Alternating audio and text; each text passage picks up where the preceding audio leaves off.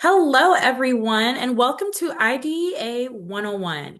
Today, we'll be talking about laws that protect students with disabilities using plain language. I am Brittany Owens, the Policy and Advocacy Manager at the ARC of the U.S. I support our policy and grassroots team to make sure Americans with disabilities' voices are heard. Hi, everybody. I'm Robin Lynn Scott. I'm the Director of Education and Family Policy for the ARC of the United States. My work focuses on helping all children with disabilities get the support they need to thrive in and out of the classroom. Thanks, Robin. To get started, can you tell us about IDEA? Definitely. So IDEA stands for the Individuals with Disabilities Education Act, and it just celebrated its 50th anniversary. It's the law that makes sure that children from birth through the age of 21 have access to the supports and services that they need to thrive in their educational setting. IDEA is broken up into four main parts, A, B, C, and D, and each one focuses on a different piece. We're really going to be talking today about three pieces, B, C, and D. What should we know about each of these sections? When people talk about IDEA, they're usually talking about one of three sections, as I mentioned, B, C, or D.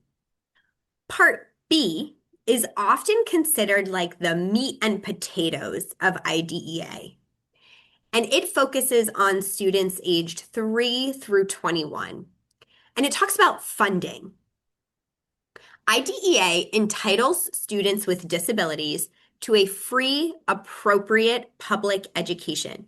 That's a phrase you might hear a lot. People also call it FAPE.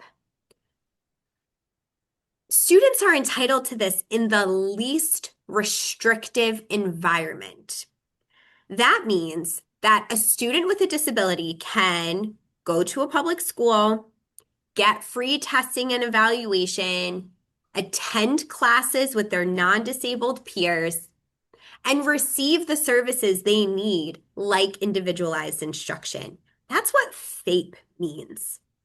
That least restrictive environment, that means that a student gets to be in a classroom with non-disabled students for as much of the day and as much of as many of their classes as is possible with the supports and services that they need. So this section spells out all of those things, like what FAPE means and what least restrictive environment means. But it also is most of the money.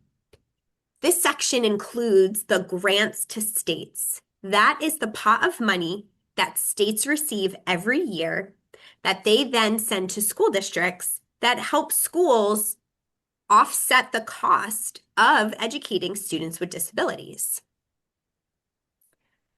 So, in order to receive that money, states have to ensure and have to promise to the federal government that they are fulfilling and they are going to follow all of the pieces in Part B to get that money. The state says, hey, federal government, we are doing A, B, and C to meet our requirements. And the federal government says, great, here's your money.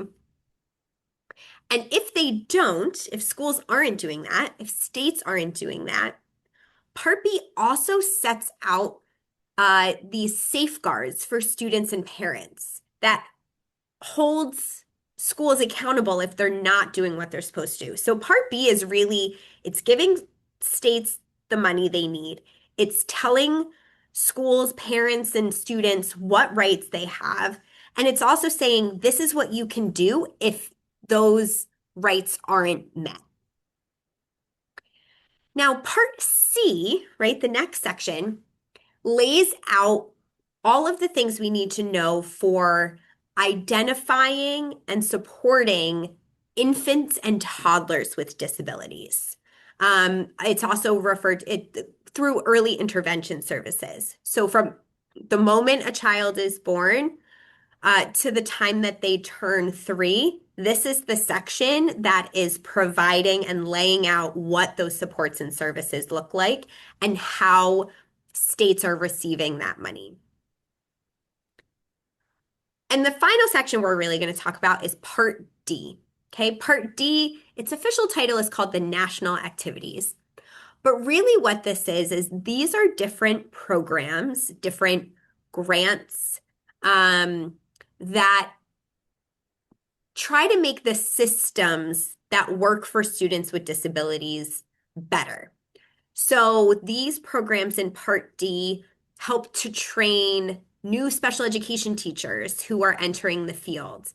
They help provide technical assistance, which means if a state has a question about something in IDEA, they can call this technical assistance center and say, hey, I have a question about this. What's the answer? It helps with assistive technology. So students who use an AAC device, for example, Part D uh, can often cover the cost of teachers learning how to use that assistive technology in their classroom or families being trained on how to use that. So these three pieces of IDEA, B, C, and D, kind of really cover uh, all of IDEA, but I really wanted to make sure we kind of laid out these three pieces because you might hear people be talking about Part B or Part C. So wanted to make sure we had all of those things clear. Thanks for breaking down the different parts of IDEA, Robin. Now I'd like to know how does the Department of Education play into this? Brittany, that's a really great question and something that has been in the news a lot recently. So the Department of Education oversees IDEA. So they are helping states fund education of students with disabilities, and they're making sure that they're following the rules. So if a state is not giving its students with disabilities the support that it needs, the Department of Education will step in and get them back on track. Most of this falls under one office at the Department of Education called the Office of Special Education Programs, or OSEP. So this is the office that sends out the checks to states. It funds all of these training programs for parents and schools and families. It gives the technical assistance, and it also is that enforcer. Every year, every state gets kind of like a report card for IDEA. How did you do this year on IDEA? Did you do pretty good? Did you do not as great? And when states hit that not so great mark a couple years in a row, the Department of Education steps in and kind of walks the state through a plan to make sure that they get themselves back on track. So the Department of Education is really, really important in helping to fund on the front end and then making sure all of those things are happening on the back end. That's very helpful. So what types of schools benefit from this? Um, that's a great question. So all public schools, that includes charter schools, because charter schools are public schools, must comply and follow IDEA. Private schools, in most cases, are not required to follow IDEA. This piece gets a little bit complicated because there are students with disabilities who go to private schools where the school district and the family has said, we think that a non-public school might be the best setting for this student right now.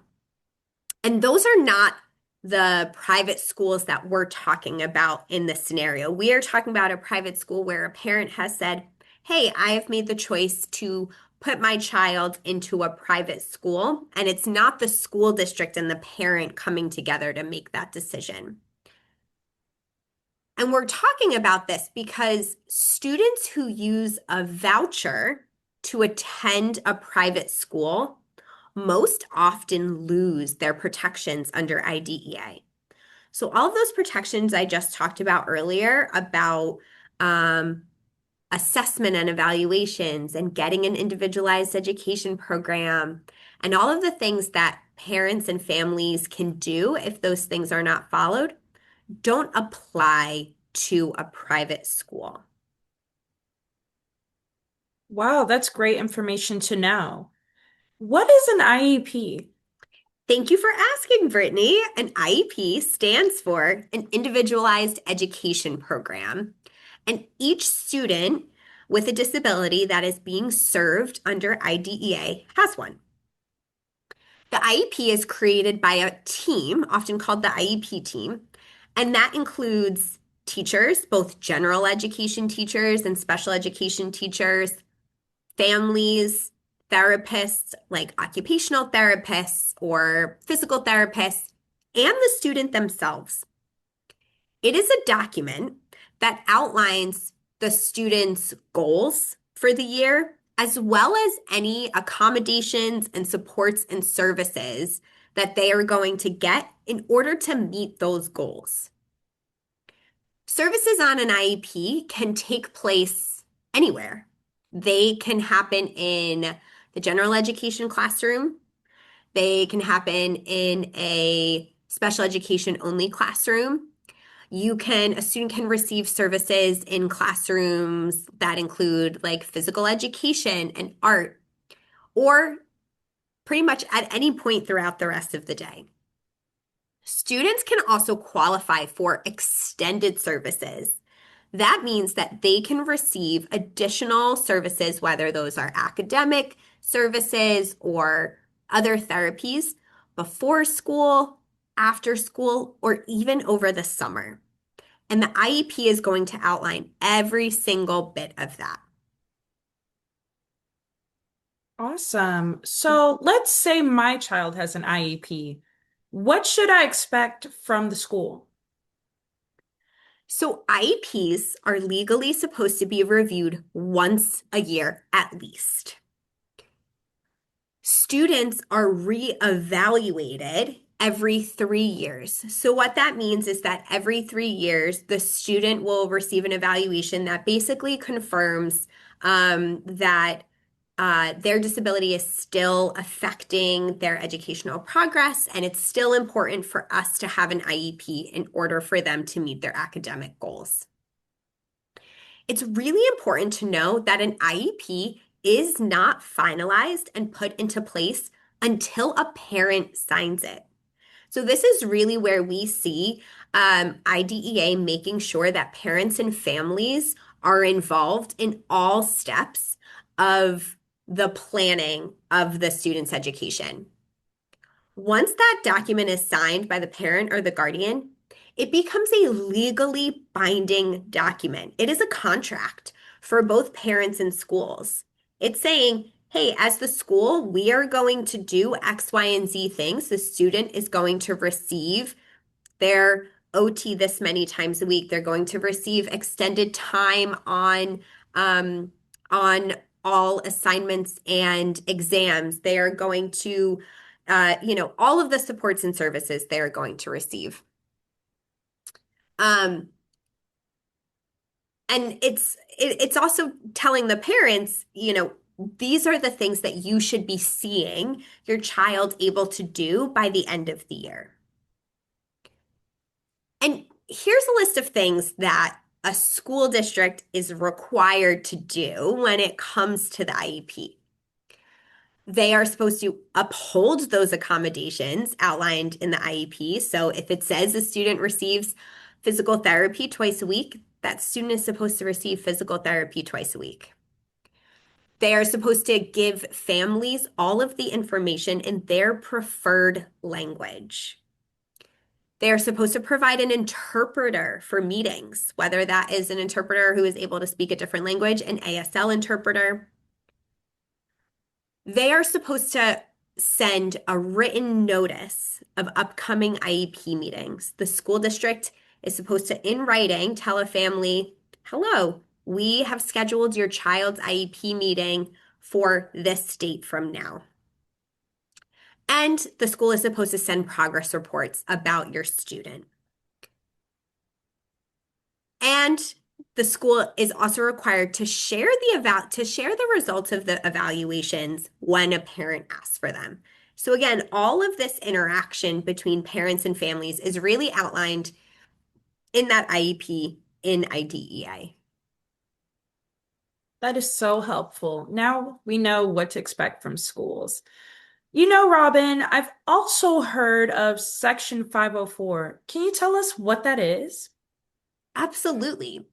So, Section 504 actually refers to a specific part of the Rehabilitation Act, Section 504. It prohibits discrimination in federally funded programs. So, anything that gets money directly from the federal government is not allowed to discriminate against people with disabilities, and that includes public schools. This law makes sure that all students who need accommodations for equal classroom access can receive it. So here's kind of where it interacts with IDEA. In order for a student to have an IEP, they have to fall into one of 13 disability categories under IDEA. And that student needs to have specialized instruction in order to meet to access the general education curriculum. So there are often students who have disabilities that don't fall into one of those 13 categories, or they might only need a small accommodation to something in a classroom in order to access it. They don't necessarily need an entire specialized program. For example, there might be a student with a severe peanut allergy that ends up needing a 504 plan because they need to make sure that they have access to a nurse or that they are able to be in a classroom that is considered a nut-free classroom. So there are a lot of things that fall outside of IDEA or an IEP that would allow a student to have a 504 plan. Noted.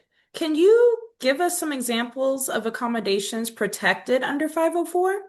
Sure. So some of the accommodations you might see in a 504 plan are things like extra time on assignments or on tests, adaptive equipment, perhaps a different type of desk or a different type of equipment used in a physical education class. Could be noise canceling headphones, where a desk is placed in the room, assistive technology, or something like frequent breaks. Those are all things that are protected under 504 and you might see in a 504 plan.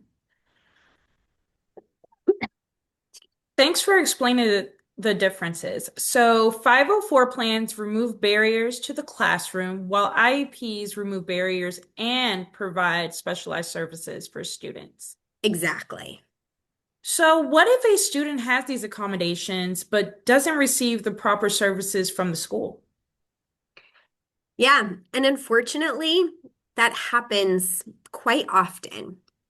If a student If students are not receiving the services that they need that are outlined in their IEP, there's several steps that a parent can take. Families have the right to request an IEP meeting at any time in the year. It's mandated that they have at least one a year, but a parent can say, hey, things have been a little bit going off the rails a little bit the last couple weeks or the last month or so, and I want us to all come together as a team and make sure that we know exactly what's happening in my child's IEP. Once that parent or family sends that request, that meeting should happen within 30 days of that request. And at this meeting, parents and families and the student themselves can express their concern about what is happening, what is going on in the classroom, or things that they might not be receiving. Parents and educators can agree to work with a mediator if that first step of coming together as an IEP team hasn't worked. Parents can file a due process complaint that goes through the legal system. Parents can file a written complaint with the state education agency. That's then investigated by the state. And finally, anyone can file a complaint regarding special education practice with OCR, the Office for Civil Rights in the Department of Education. So there are a lot of layers of protection for families. We kind of started from this is the from less intensive to more intensive options that families have when something is not happening the way that it should for their child with a disability. For sure. I now have a question about funding. So, how are special education services funded? This is a really important question. Thanks for asking, Brittany. School systems pay for all special education services. Families should not pay 1 cent out of their pocket for any special education services, right? That's what falls under our free and appropriate public education.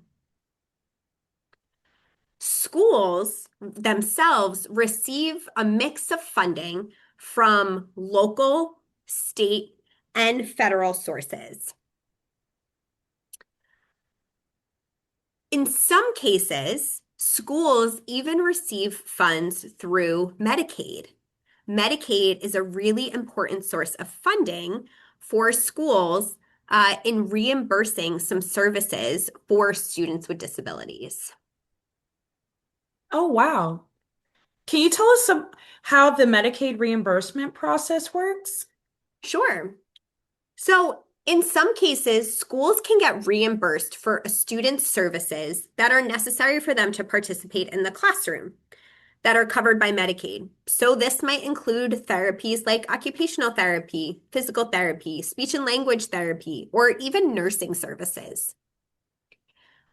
Medicaid can also cover the cost of assistive equipment. That might be for a student who uses a wheelchair. The cost of their wheelchair might be covered. The cost of their assistive technology might be covered by Medicaid. The caveats here are that the student must be Medicaid eligible.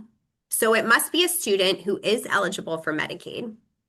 And the school must be a registered Medicaid provider, right? So that means the school has to have registered and done some things with Medicaid to ensure that they are a provider. But Medicaid is the fourth largest funding stream for school districts. And I think a lot of people don't know that because we think about Medicaid only in the context of health.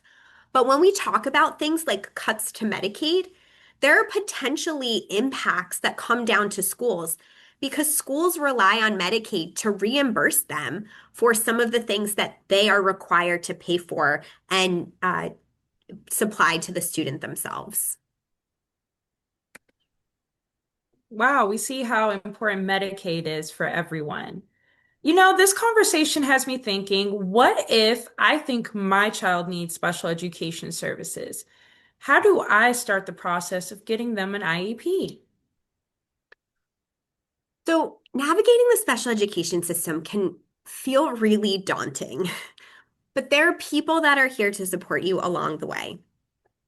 The first step is to request an evaluation to see if your student has a disability. As I mentioned, there are those 13 categories of disabilities that IDEA outlines. This request can either be written or verbal, and it goes to your student's teacher or school professional, like a principal or a counselor. And the school must then complete that evaluation in a reasonable amount of time. In some cases, the school may be the one to request an evaluation. The school might say, hey, we've noticed these things happening with this child, and we'd like to get them evaluated for special education services or for an IEP.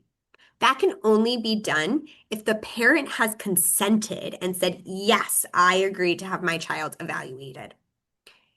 And the evaluation itself must test all of the areas of a child's suspected disability. So these results will be used to determine the eligibility for their services if they fall into one of those categories under IDEA. So, what if a child is determined to not have a disability? So, if the school determines that a child does not have a disability, parents can actually request an independent educational evaluation. And in most cases, the school is actually the one that pays for that independent evaluation. If parents still have concerns after that evaluation, they can request hearings that actually challenge that decision that said that the child does not have a disability. Good to know. Also, do IEPs transfer to college? No, IEPs do not transfer to a college. Um, Students can receive supports, services, and accommodations at a college, but it is not the same as their IEP transferring over. But oftentimes, what a student can do is to actually bring their most recent IEP and any relevant documentation they might have to a college disability services or accessibility office. And you can say, this is what my IEP looked like in high school. These are the accommodations that I was getting in high school. How can we work together to make sure that I can get the accommodations that I need um, to succeed?